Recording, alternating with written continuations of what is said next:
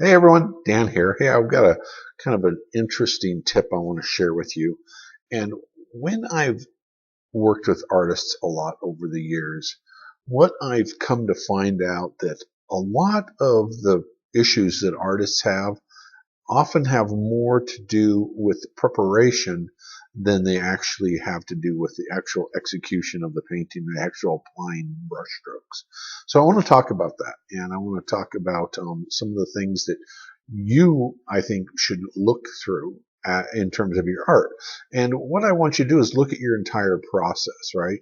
And the first thing I want, let's just pick still life painting, but it could be landscape painting or it could be figure painting. It doesn't really matter, but I'm just going to say it from still life painting perspective just because we've done so many of those.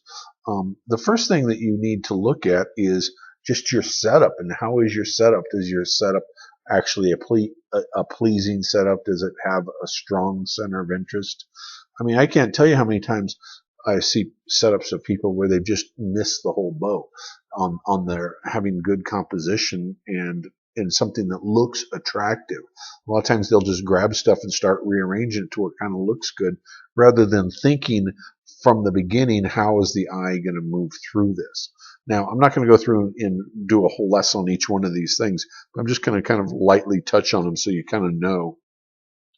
So anyway, then you've got this setup, okay? And now you've got, let's say that you did it right, you've got a good setup. The next big thing that trips a lot of people up is their lighting. Oftentimes they'll have too many lights on, or almost even sometimes too few of lights. So the whole thing just has too much of a stark look. Or they'll have competing color temperatures in the lighting. They might have a warm light and a cool light, which, very often can work against you. But in this particular case, I think what I just want to say is having some sort of a consistent lighting that isn't just like scattered everywhere. Like, I know some people will set up a still life and they'll have like a sliding glass door, a light above, and another window, so the whole thing's lit from all sides. So it's like impossible for them to create a beautiful painting, particularly if they're at the early stages of development, because they don't know necessarily how to kind of fake shadows and all that to make them look real. So that is a big, gigantic stumbling block.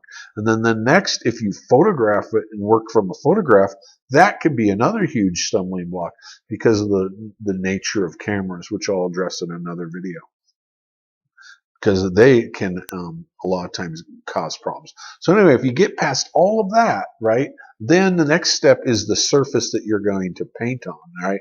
Well, and also maybe the lighting over your easel needs to be nice and clean and bright.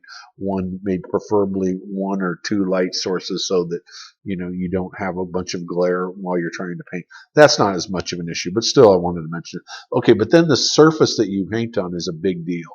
If you have a really porous or really cheap canvas, and particularly if you're a thin painter, you're going to really have a difficult time trying to make your paintings look rich, because you're putting thin paint on a rough surface, which either is going to break them up, which can be okay if you're going for a dry brush effect, but I find most people aren't necessarily doing that.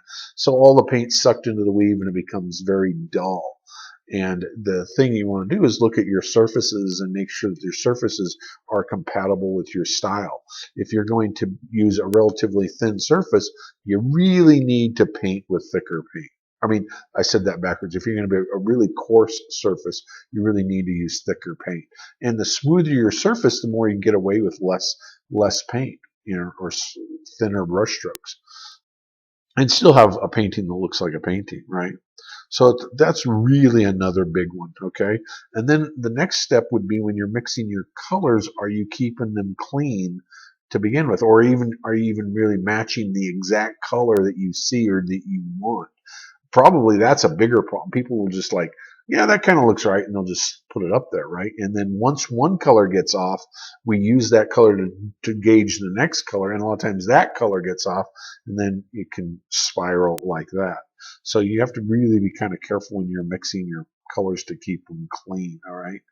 And and then a lot of times too, when people will rework a painting, this happens a lot. Let's say you worked on a part of the painting, you either let it dry or didn't even let it dry, then you come back to work on another day or even an hour later, you will, a lot of times, you'll sit there and go over the brushstrokes and beat them down, and you'll kind of damage the beautiful paint that you have there already.